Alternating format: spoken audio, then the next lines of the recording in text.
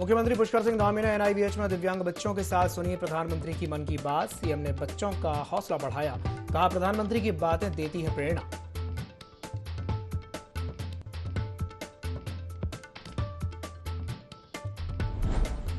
चंपावत जिले के Abbott mount में पर्यटन को बढ़ावा देने के लिए जल्द बनेगा हेलीपैड, शासन ने दी हरी झंडी।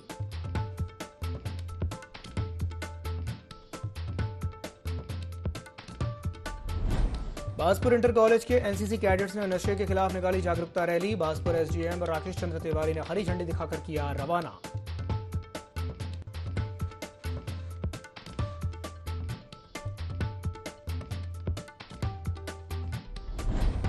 उत्तरकाशी के यमुनोत्री और गंगोत्री धाम में हुई बर्फबारी से पारा लुढ़का, ठंड से आम जनजीवन त्रस्त।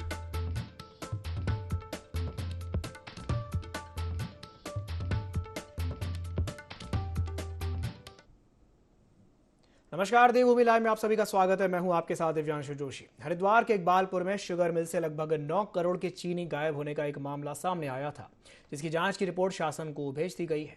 तो वही शासन ने चोरी के मामले में बैंक को भी शो कॉज नोटिस भेजे जाने के निर्देश दिए हैं। साथ ही नोटिस का संतोषजनक जवाब न मिलने पर जिला अधिकारी को एफआईआर तक करने के निर्देश भी दे दिए गए हैं। गन्ना एवं चीनी सचिव विजय यादव का कहना है कि शुगर मिल में जिस तरीके से चीनी गायब हुई थी, उसके बाद जो रिपोर्ट शासन को प्राप्त हुई है, जिसका परीक्षण किए जाने के बाद बैंक को नोटिस किया जाएगा, क्योंकि चीनी मिल पर बैंक का भी लॉक होता है। ऐसे में यदि इलीगल तरीके से चीनी गायब हुई है तो इसमें बैंक की भी जिम्मेदारी बनती है।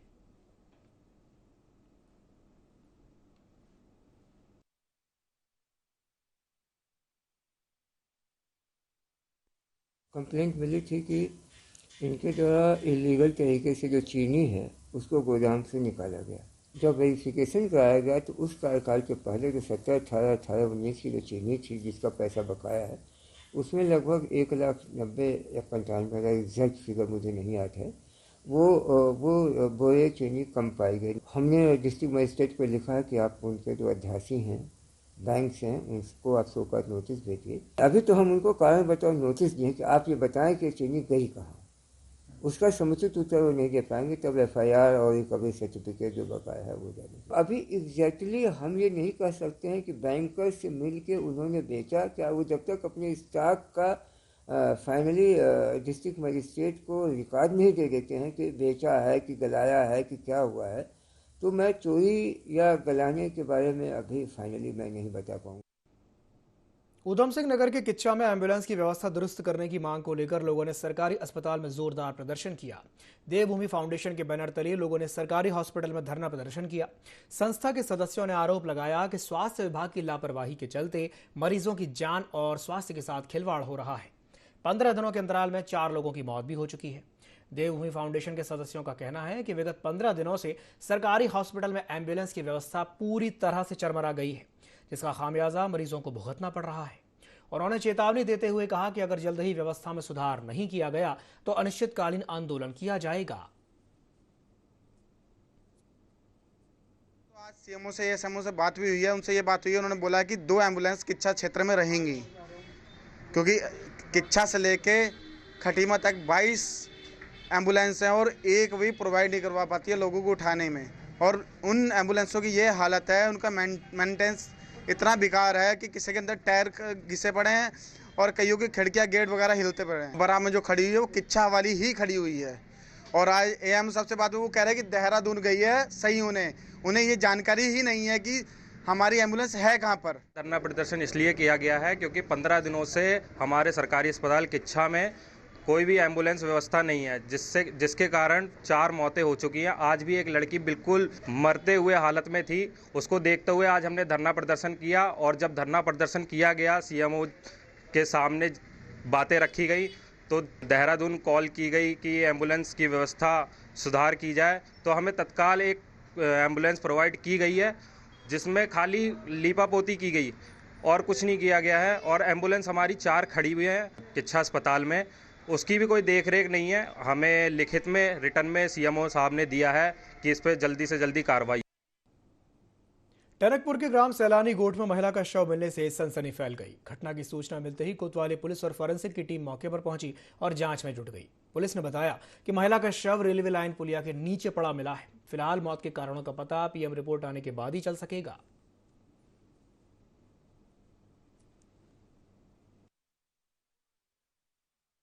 एक लगभग 24-25 साल की महिला है, उसका शव मिला था। तो उसके बाद से हमारी टीम पहुंच गई थी और हमने तत्काल ही फिर फॉरेंसिक टीम और डॉग स्क्वाड टीम से संपर्क किया। तो वो भी मौके पर पहुंच गई है और उनके द्वारा जो भी घटना स्थल पर एविडेंस होते हैं वो जुटाए जा रहे हैं और साथ ही पंचायतनामे की कार्रवाई की जा रही है। इसके बाद अग्रिम कार्रवाई के लिए के द्वारा हत्या भी हो सकती है। ये आगे पोस्टमार्टम की कार्रवाई हुई, उसके बाद ही पता लगा। कोई ऐसा व्यक्ति सामने नहीं आया जिसके द्वारा ये बोला गया कि इसके परिचित है और इसका हम सूचना भिजवा रहे हैं। जैसे ही अगर कोई व्यक्ति या किसी के इसके घर वाले को सूचना प्राप्त होती है तो आगे कार्रवाई। मसूरी में बीजेपी कार्यालय में एक बैठक आयोजित की गई जिसमें नगर पालिका चुनाव और लोकसभा चुनाव को लेकर के रणनीति बनाई गई। इसके साथ ही कार्यकर्ताओं को एकजुट करने पर भी चर्चा की गई। बैठक में बीजेपी के नवनियुक्त मंडल अध्यक्ष राकेश रावत और मंडल उपाध्यक्ष रतन सिंह भी शामिल हुए।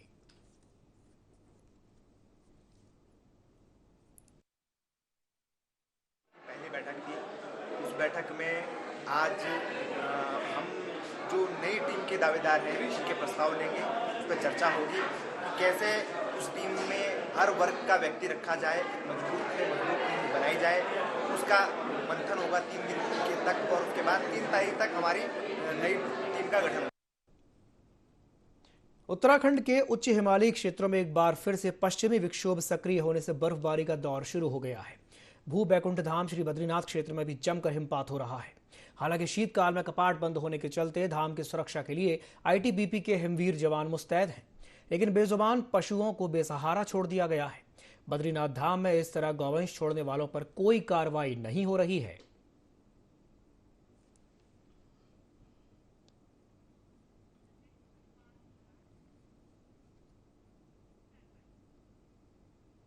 जोशीमठ में भू धसाव का असर औली की गतिविधियों पर भी पड़ रहा है। बर्फबारी के बावजूद औली सूना पड़ा हुआ है। गिने चुने पर्यटक ही बर्फबारी का लुत्फ उठाने पहुंच रहे हैं। आपको बता दें कि औली में बड़ी संख्या में लोग पर्यटन व्यवसाय से जुड़े हुए हैं और बर्फबारी के दौरान ही पर्यटन का पीक होता है। तो वहीं जोशीमठ के भू धसाव के बाद पर्यटन मंत्री सतपाल महाराज ने स्पष्ट किया है कि औली में इस बार विंटर गेम्स कराए जाएंगे। उन्होंने इस संबंध में अधिकारियों को व्यवस्था बनाने के निर्देश भी दे दिए हैं। साथ ही साथ स्थानीय युवाओं ने भी सुरक्षित औली का संदेश देने के लिए स्कीइंग परीक्षण शुरू कर दिया है।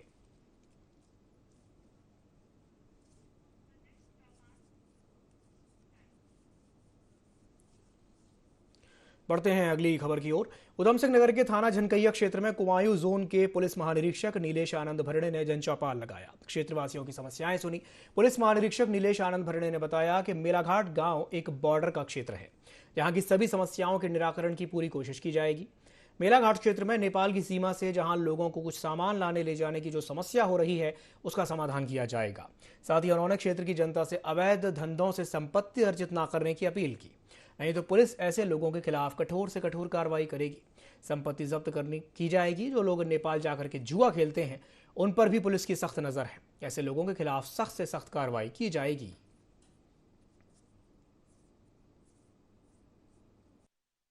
मेलाघाट क्षेत्र में जो है, जो हमारा लास्ट गांव है, बॉर्डर का एरिया है, तो यहाँ पर जनता के साथ जो है जनसंवाद किया। जनसंवाद से जो है उनकी जो समस्याएं निकल के आई, वो जो है यहाँ पर काफ़ी टाइप से जो है वो रोजगार की उनकी समस्याएं है, बॉर्डर कस्टम्स की कुछ समस्याएं है, जिससे जो है यहाँ रोड बनने में दिक्कतें हो रही है। सभी समस्याओं में संज्ञान लेते हुए जल्द ही जो है इसमें कार्रवाई की जाएगी। उधम सिंह नगर के खटीमा में बाघ का आतंक जारी है। केवल सिंह नामक युवक को बाघ ने अपना शिकार बना लिया। सूचना मिलते ही सुरई वन रेंज के रेंजर राजेंद्र मंडल फोर्स लेकर के पहुंचे। 3 घंटे की मशक्कत के बाद टीम ने बाघ के शव को छुड़ाकर परिजनों को सुपर्द कर दिया।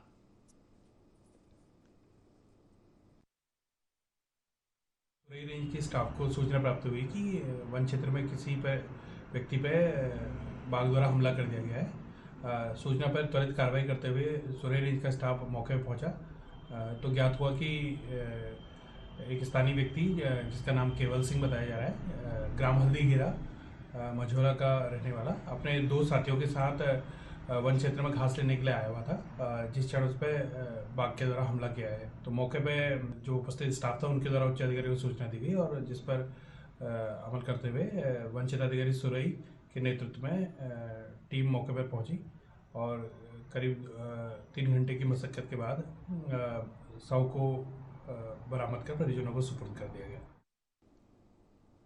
हरिद्वार गुरुकुल कांगड़ी विश्वविद्यालय के दयानंद स्टेडियम में 2 दिवसीय सांसद खेल महोत्सव का आयोजन किया गया, जिसका उद्घाटन सांसद डॉक्टर रमेश पोखरियाल निशंक ने दीप प्रज्वलित करके मंत्रोच्चारण के साथ किया। इस दौरान उन्होंने कार्यक्रम को संबोधित करते हुए कहा कि पूरे देश भर में सांसद खेल महोत्सव का आयोजन एक साथ किया जा रहा है। खेलों के क्षेत्र में देश के साथ ही प्रदेश के उदीयमान खिलाड़ी भी प्रदेश का नाम ऊंचा कर रहे हैं। साथ ही साथ उन्होंने ये भी कहा कि सांसद खेल महोत्सव में पूरे जिले के खिलाड़ी दौड़ेंगे, खेलेंगे और नए कीर्तिमान स्थापित करेंगे।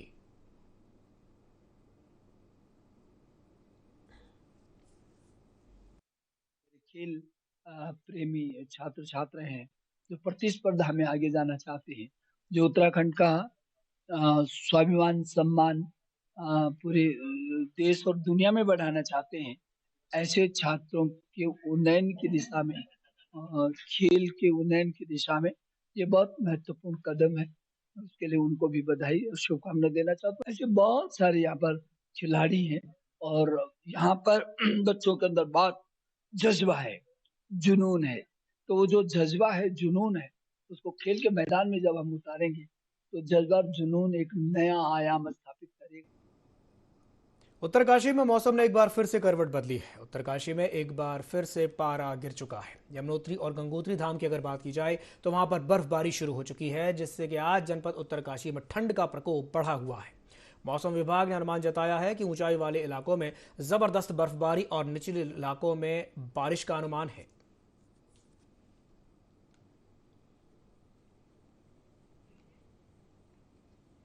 भगवानपुर के ज्वाइंट मजिस्ट्रेट आशीष कुमार मिश्रा ने किसानों की समस्या को लेकर के तहसील मुख्यालय पर एक बैठक का आयोजन किया। दरअसल बीते दिनों भारतीय किसान यूनियन रोड ने ज्वाइंट मजिस्ट्रेट को एक ज्ञापन सौंपा था और समस्या के समाधान की मांग की थी। साथ ही समस्या का समाधान न होने पर तहसील मुख्यालय पर अनिश्चितकालीन धरना प्रदर्शन करने की भी बात कही थी, जिसके बाद एसडीएम ने किसानों की समस्या को लेकर के एक बैठक बुलाई, जिसमें सभी ने अपनी अपनी समस्या से अवगत कराया और एसडीएम ने किसानों की समस्या का समाधान करने का सभी अधिकारियों को निर्देश दिया।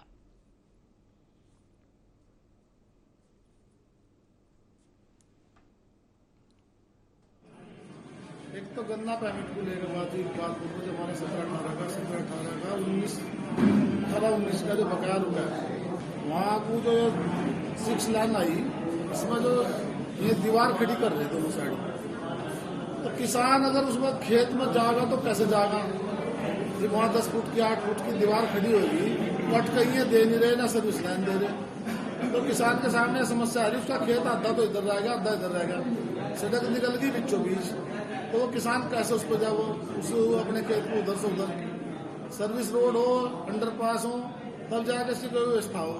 हमारा पैसा दिलवा दो और अपना ले लो।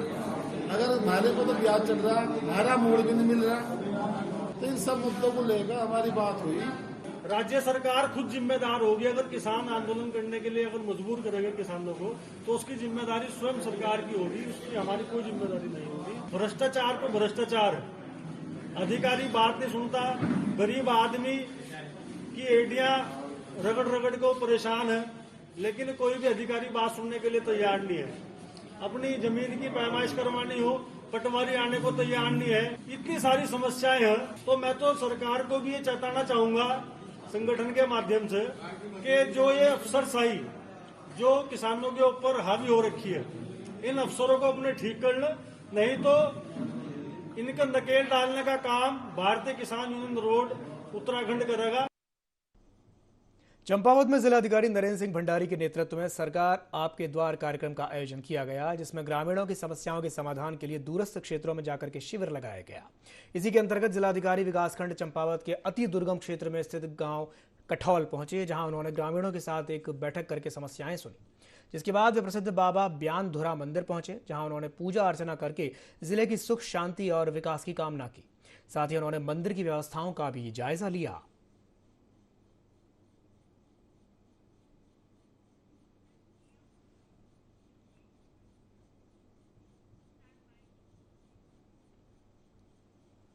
मुख्यमंत्री पुष्कर सिंह धामी ने बड़ा फैसला लेते हुए पटवारी भर्ती के बाद अब एई और जेई की परीक्षा की भी जांच करने के आदेश दिए हैं। सीएम पुष्कर सिंह धामी ने साफ तौर पर यह कहा कि मामले में शिकायत आई थी, जिसके बाद जांच के आदेश भी दे दिए गए हैं।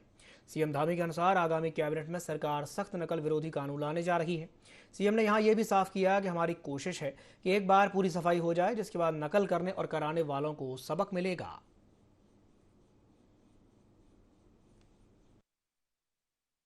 भर्तियों में भी जहाँ भी गड़बड़ियों की शिकायत आई है, हमने पहले से तय किया है कि इसकी एक बार पूरी सफाई होनी है, पूरी तरह से सफाई होनी है। और चाहे AE-JE का भी प्रकरण आया है, उसमें भी हमने जांच के आदेश दिए हैं और अगर जांच में कहीं पर भी कमियां पाई जाएंगी तो निश्चित रूप से उस पर भी हम कार्रवाई करेंगे और जल्दी हम नकल विरोधी अध्यादेश है उसको भी लेकर आने वाले हैं और उस पर हम कठोर प्रावधान करने वाले हैं, जिसमें कि 10 साल तक की सज़ा होगी।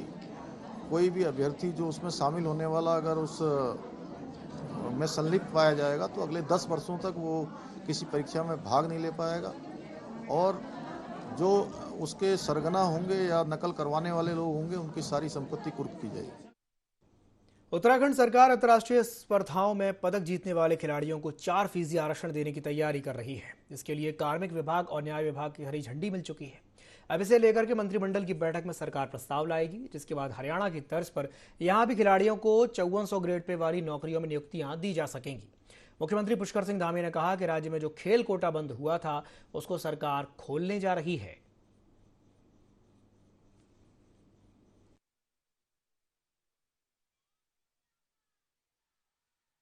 खिलाड़ियों के लिए भी हमने जो खेल कोटा बंद हो गया था उस खेल कोटा को भी 4% का पुनः हमने प्रारंभ करने का संकल्प लिया है। देखिए, जिन भर्तियों में भी जहां भी गड़बड़ियों की शिकायत आई है, हमने पहले से तय किया है कि इसकी एक बार पूरी सफाई होनी है और अगर जांच में कहीं पर भी कमियां पाई जाएंगी तो निश्चित रूप से उस पर भी हम कार्रवाई करेंगे।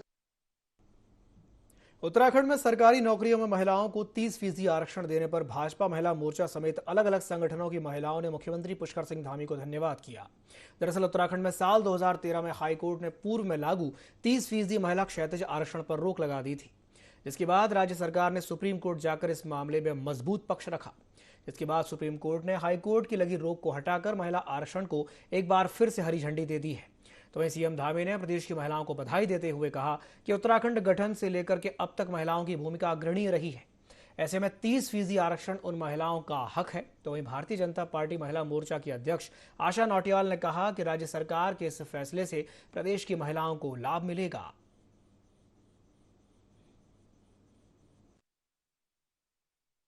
उत्तराखंड की बेटियों के लिए एक वरदान सिद्ध होगा। जो हमारी बेटियां शिक्षा के क्षेत्र में आगे बढ़ रही हैं, उनको नौकरी के क्षेत्र में भी 30% आरक्षण मिलने के बाद वो उत्तराखंड की प्रशासनिक सेवाओं में यहाँ उत्तराखंड की सेवा कर पाएंगी। और जो उनका ध्येय रहता है कि हम अच्छी पढ़ाई करके कुछ अच्छे स्थान पर बैठ के लोगों की सेवा करेंगे, राज्य की सेवा करेंगे और देश की सेवा करेंगे, इसके लिए उनके ध्येय को समझते हुए, उसके मन को भांपते हुए हमारे प्रदेश के यशस्वी मुख्यमंत्री जी ने 30% सरकारी नौकरियों में आरक्षण दे करके उनके भविष्य को और उज्जवल बनाया है। मातृशक्ति काफ़ी कठिनाइयों में अपना जीवन व्यतीत करती हैं और काफ़ी संघर्ष उनके जीवन में है, क्योंकि अन्य स्थानों से हमारे यहाँ का जीवन मातृशक्ति के लिए बहुत कठिन जीवन है। इसलिए पहले से जो हमारा यहाँ पर आरक्षण चल रहा था, उस आरक्षण को बीच में रोक लगी थी माननीय न्यायालय में और हम सुप्रीम कोर्ट में गए। सुप्रीम कोर्ट ने उस पर स्टे दिया। हमने तय किया कि अपनी मातृशक्ति के हित में माताओं बहनों को आगे लाने के लिए, अपनी बेटियों को आगे लाने के लिए हम इस पर विधेयक लाएंगे। हम विधेयक लेकर आए और अभी 30% का आरक्षण सुनिश्चित हो गया है। महामहिम गवर्नर साहब ने भी उसमें अपनी स्वीकृति प्रदान की है। मैं राज्यपाल महोदय का भी धन्यवाद करता हूं, अपनी मातृशक्ति को शुभकामनाएं देता हूं कि वो निश्चित रूप से पहले की भांति और ज़्यादा द्रुत गति से वो समाज के हर क्षेत्रों में आगे आएंगे। मुख्यमंत्री पुष्कर सिंह धामी ने निजी कंपनी की ओर से राजस्व विभाग को उपलब्ध कराई गई 320 मोटरसाइकिलों का फ्लैग ऑफ किया। ये मोटरसाइकिलें राज्य के पर्वतीय जनपदों के लिए दी गई हैं।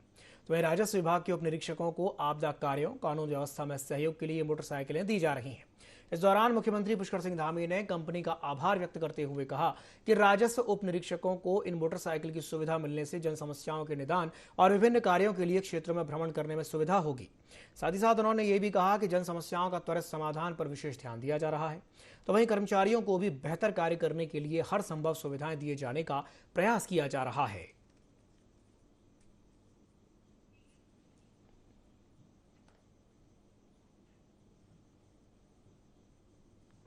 10 से लेकर के 14 फरवरी तक जम्मू कश्मीर के गुलबर्ग में खेलो इंडिया नेशनल विंटर गेम्स के तीसरे सत्र आयोजित होने हैं, जिसमें प्रतिभाग करने के लिए उत्तराखंड की स्कीइंग टीम का चयन कर लिया गया है। टीम में कुल 33 एथलीट्स का चयन किया गया है, जिसमें 8 एथलीट्स रिजर्व हैं। स्टेट अल्पाइन स्कीइंग चैंपियनशिप में पदक विजेताओं और बेहतर प्रदर्शन करने वाले एथलीटों का चयन बोर्डिंग टीम में किया गया है।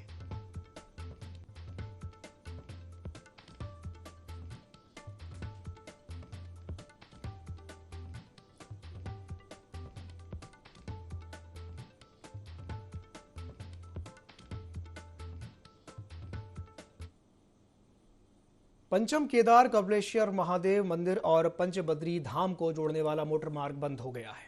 फिलहाल खेत मालिकों की आपत्तियों के कारण इसे खोलने का काम शुरू नहीं हो पाया है। मार्ग बंद होने से पर्यटकों और ग्रामीणों के वाहन फंसे हुए हैं, जिससे लोगों को काफी मुश्किलों का सामना करना पड़ रहा है।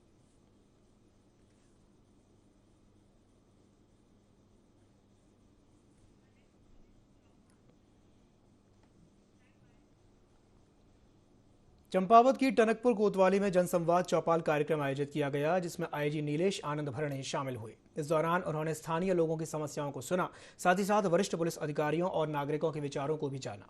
आईजी नीलेश आनंद भरणे ने बताया कि मुख्यमंत्री पुष्कर सिंह धामी का निर्देश है कि पुलिस अधिकारियों को सीधे जनता से संवाद स्थापित करना चाहिए।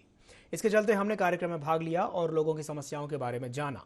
जल्द ही सभी स्थानीय छोटी बड़ी समस्याओं को हल कर लिया जाएगा।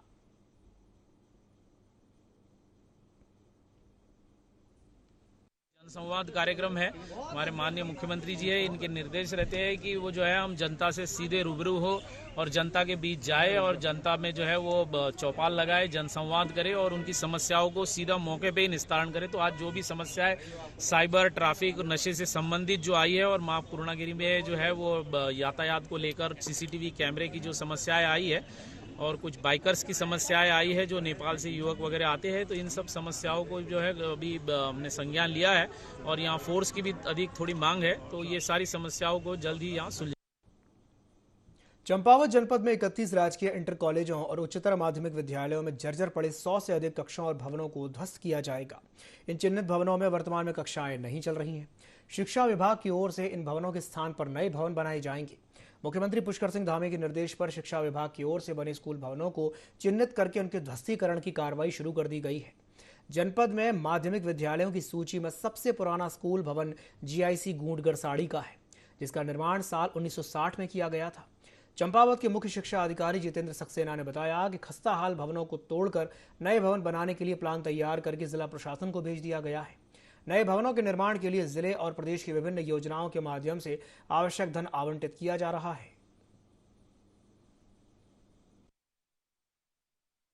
ध्वस्तीकरण के लिए प्राथमिक विद्यालय के लिए तो ग्रामीण निर्माण विभाग अधिकृत है, उनको लिखा है, और माध्यमिक विद्यालय के ध्वस्ती निष्प्रयोज्य प्रमाण पत्र के लिए लोक निर्माण विभाग उनको पत्र प्रेषित किया गया है।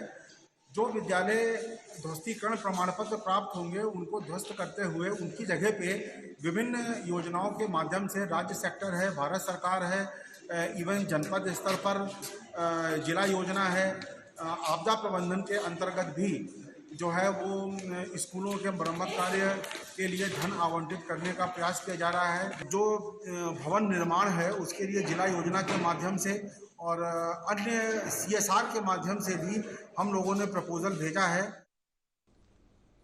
इसी के साथ बुलेटिन में फिलहाल के लिए इतना ही। दीजिए इजाजत। नमस्कार।